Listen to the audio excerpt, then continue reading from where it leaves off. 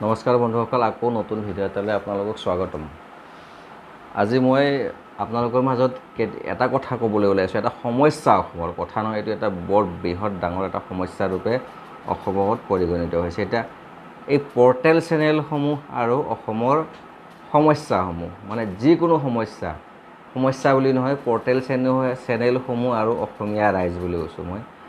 আজি সাধাৰণ কথা কিছুমান, মানে অসমত যিবোৰ কথা একচুৱেলি আলোচ্যৰ বিষয়েই হ'ব নালাগে, যিবোৰ কথাত মানে অসমীয়া মানুহ আজি গোটেই সমগ্ৰ অসমীয়া জাতি একোটা এনেকুৱা এটা বিষয়ত সময়ে মানে ছ'চিয়েল মিডিয়াত মানে ব্যস্ত হৈ থকা যায়, যিটো নেকি আলোচ্যৰ বিষয়ে একচুৱেলি একো হ'বই নালাগিছিল সেইটো বিষয়ে। আৰু এই বস্তুটো কেতিয়াৰ পৰা হ'ল, যেতিয়াৰ পৰা নেকি এই পৰ্টেল চেনেলসমূহ মানে আহি পেলাই তেওঁলোকৰ TRPৰ ভোক, যি মানে ভোকাতুৰ মানুহবোৰে যেনেকুৱা তাৰমানে আপোনাৰ খাদ্যৰ একদম ভোকত থকা মানুহজনে যেনেকুৱা মানে আগত মানে খাদ্য পৰিলে সেই খাদ্যটোৰ ভাল বেয়া গুণটো তেনেকুৱা ধৰণৰ বিচাৰ কৰিব নোৱাৰে, ঠিক আজি যিবোৰ মানে একদম কাঠফুলাৰ দৰে একদম ঘৰে ঘৰে অসমত পৰ্টেল চেনেলবোৰ মানে হ'ব ধৰিলে, সেই পৰ্টেল চেনেলবোৰ হ'বলৈ ধৰাৰ পিছত কি হ'ল, পৰ্টেল চেনেলসমূহ যিবোৰ মানুহে চলায়, কোনোবাই কিবা ভাৱধাৰাৰে মানে তেওঁলোক আকৃষ্ট, কোনোবাই কিবা ভাৱধাৰাৰে আকৃষ্ট, সকলোৰে মানে নিজা স্বাৰ্থত তেওঁলোকে তাৰমানে সেই পৰ্টেল চেনেলবোৰত নিজে ভালপোৱা বিষয়বস্তুবোৰক একদম ৰহন সানি তেওঁলোকে মানে একটা নতুন ৰূপে মানে তেওঁলোকে দৰ্শকৰ মাজলৈ আগবঢ়াই দিয়ে। তাৰ মাজত কি হয়, অসমীয়া ৰাইজৰ মাজত মানে যিটো বস্তু নেকি, য'ত নেকি মানে একো ধৰণৰ মানে প্ৰচাৰো হ'ব নালাগা ঘটনাবোৰ তেওঁলোকে একদম প্ৰচাৰ কৰি পেলাই তাৰমানে আপোনাক মানে সমাজখনক এনেকুৱা একোটা বিষয়ত মানে ব্যস্ত কৰি ৰাখিব, মানে আচৰিত কথা। আজি সেই আপোনালোকে কথাটোকে চাওক, এই যিটো মানে অসম কৃষি বিশ্ববিদ্যালয়ৰ যি ছোৱালীজনীৰ ক্ষেত্ৰত ঘটনা হৈ গ'ল। আজি তেওঁলোকে মানে সেই ছোৱালীজনীৰ কথাটো মই ক'বলৈ গ'লোঁ, এই ছোৱালীজনীৰ যিটো ঘটনা ঘটিলে, তাই হাফ পেণ্ট এটা পিন্ধি পেলাই মানে পৰীক্ষা দিবলৈ গ'ল পৰীক্ষা হললৈ, কিন্তু সেই পৰীক্ষাৰ যি পৰ্যবেক্ষক আছিলে, তেওঁক সেই হাফ পেণ্টটো পিন্ধি যোৱাৰ বিনিময়ত তাত পৰীক্ষাত প্ৰৱেশ কৰিব নিদিলে। সেইটো তাতে তেওঁ কি ভুল কৰিলে? আমি জানাতোতে একো ভুল কৰা নাই। পৰীক্ষা হললৈ তাত কোনোবা সভ্য মানুহৰ ল'ৰা ছোৱালীকে হাফ পেণ্ট পিন্ধি পেলাই তাতে পৰীক্ষা দিবলৈ যাব নেকি? কোনো সংস্কৃতিবান মানুহৰ ল'ৰা ছোৱালীকে পৰীক্ষা হললৈ মই শিক্ষকৰ আগত কি হাফ পেণ্ট পিন্ধি আপোনাৰ অৰ্ধউলংগ হৈ কি তাতে কৰিব যাব নেকি, পৰীক্ষা দিবলৈ যাব নেকি? কথা সেইটোৱেই। সংস্কাৰ এখনে মানে অত্যাধিক ৰক্ষণশীল সমাজ এখন বেয়া, সেইটো কথাও আমি জানো, কিন্তু একেবাৰে ৰক্ষণশীলতাৰ মানে য'ত একেবাৰে মুক্ত সমাজ এখনো বেয়া, য'ত নেকি আপোনালোকৰ শিক্ষাগুৰুক মানা নহয়, য'ত নেকি ধৰ্মীয় অনুষ্ঠানত যি আমাৰ ৰীতি নীতিৰে যি তাত মানে মানুহ যাব লাগে, বা তাত ধৰ্মীয় ৰীতি নীতিসমূহ পালন কৰি য'ত আমি যেনেদৰে সাজ পোছাক পিন্ধি মানে আমি তাত প্ৰৱেশ কৰিব লাগে, সেইবোৰ যদি নিয়ম নীতি নাথাকে, সমাজ এখনত যদি সেইবোৰ বস্তু নাথাকেই, একেবাৰে মুক্ত সমাজ এখনত আমি কি মানে পাশ্চাত্যৰ যিটো মানে সমাজ ব্যৱস্থাটো আমি এতিয়া অসমত প্ৰচলিত কৰিব লাগিব নেকি? আজি কি হৈছে, পৰ্টেল চেনেলসমূহে সেই ছোৱালীজনীৰ ক্ষেত্ৰত মানে তেওঁলোকে বিভিন্ন স্কুল কলেজৰ মানে ল'ৰা ছোৱালীবোৰ মাতি আনি তেওঁলোকে তাতে মানে টক শ্ব' কিছুমান মানে কৰিবলৈ আৰম্ভ কৰিছে। ইমান কি ঘটনা হৈ গ'ল, য'ত নেকি তেওঁলোকে টক শ্ব' পাতিব লগা হৈ গ'ল। আৰু এজনী সাধাৰণ ছোৱালী, তাই পৰীক্ষা দিবলৈ গৈছে, তাই এটা মানে কেজুৱেল ড্ৰেছ এটা পিন্ধি পেলাই তাই পৰীক্ষা দিবলৈ গৈছে। ফৰ্মেল ড্ৰেছ এটাতো তেওঁ কৰি যাব পাৰে, পৰীক্ষা হলৰ নিচিনা জেগা এটাত গৈছে, গতিকে সেইটোক লৈ তেওঁলোকে একদম আজি এমাহ নহয়, আজি মোটামুটি এসপ্তাহমান ধৰি তেওঁলোকে সেইটোতেই ব্যস্ত হৈ আছে, আৰু অসমীয়া ৰাইজক সেইটোত ব্যস্ত কৰি ৰাখিছে। অসমীয়া ৰাইজ এনেও চেণ্টিমেণ্টেল, আৰু অসমীয়া ৰাইজ এনেও যেতিয়া নেকি মানে নিজৰ সংস্কৃতিৰ ওপৰত বা ভাষা সংস্কৃতিৰ ওপৰত কিবা অকণমান মানে আঘাত হোৱা যেন লাগে, আৰু এনেও আমাৰ অলপ মানুহবোৰ মানে কৰি থাকে, গতিকে তেনেকুৱা ধৰণৰ কথা। আৰু তাতকৈ আটাইতকৈ ডাঙৰ আৰু এইটো এটাও কথা, এই ছোৱালীজনীৰ যিজন দেউতাক, সেই দেউতাকজন আকৌ কেনেকুৱা ধৰণৰ মানুহ?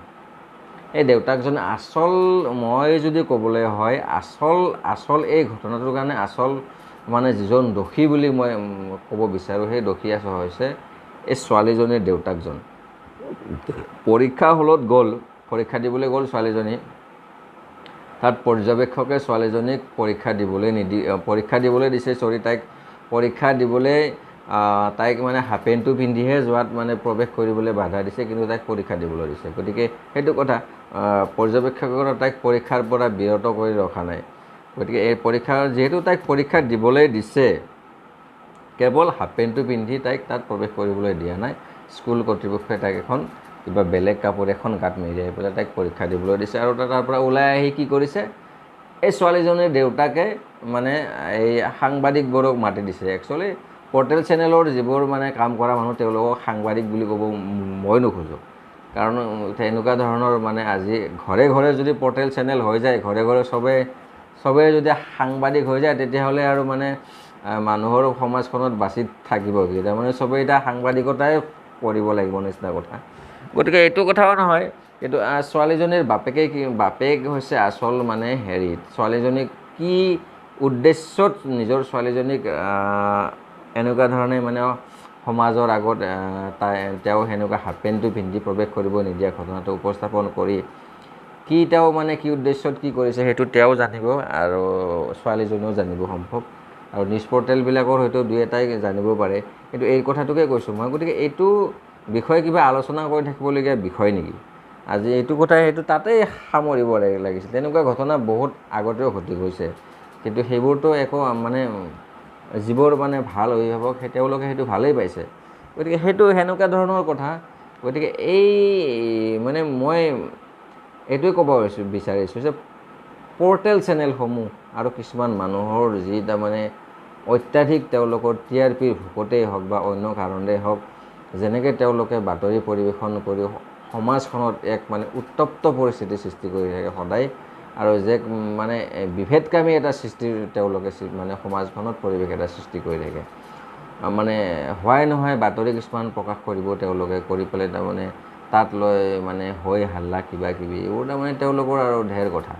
গতিকে তেনেকুৱা ধৰণৰ পৰ্টেল চেনেলবোৰক একচুৱেলি চৰকাৰে এটা পৰ্টেল চেনেল খোলাৰ আগতে সেই চেনেলসমূহৰ মানে ৰাইজৰ বাতৰি পৰিৱেশন কৰিব পৰা যোগ্যতা থকা মানুহ আছেনে নাই, তেনেকুৱা ধৰণৰ কিবা এটা মানে নিয়ম কৰিব লাগে।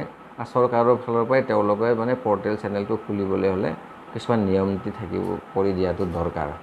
পৰ্টেল চেনেল বুলিয়েই নহয়, যেতিয়াৰ পৰাই আমাৰ ইলেক্ট্ৰনিক মিডিয়াটো তাৰমানে এই ইলেক্ট্ৰনিক মিডিয়া হৈ পেলাই প্ৰাইভেট TV চেনেলবোৰ হ'ল, তেওঁলোকেও বহুত তেনেকুৱা ধৰণৰ বাতৰিবোৰ পৰিৱেশন কৰি থাকে। গতিকে তেনেকুৱা ধৰণৰ একচুৱেলি ইমান সাংবাদিকসকল মানে আমাৰ ধৰক সমাজত তেওঁলোকক যিহেতু লাগিবই, যিহেতু সমাজখনৰ তেওঁলোক মানে ভাল বেয়া দিশসমূহ বা খবৰসমূহ তেওঁলোকে আমাক যোগান ধৰিব লাগিব। কিন্তু সেইবুলি এইটো কথা নহয় যে সমাজখনত তেওঁলোকে বিষ বাষ্প বিয়পাই দিব। মানে গতিকে সেই বিষ বাষ্পবোৰ যাতে বিয়পাই দিব নোৱাৰে, তেনেকুৱা কিছুমান মানে নিয়ম কানুন আচলতে দৰকাৰ হৈ পৰিছে যেন লাগে। গতিকে ৰাইজৰ ওচৰত সেইখিনিয়ে ক'ব বিচাৰিছোঁ মই, সেইখিনি বস্তু আমিও যাতে অকণমান সেই বস্তুবোৰ চালি বাৰি চাই সেইটোৰ পৰা যাতে অকণমান দূৰত থাকিব লাগে। ধন্যবাদ।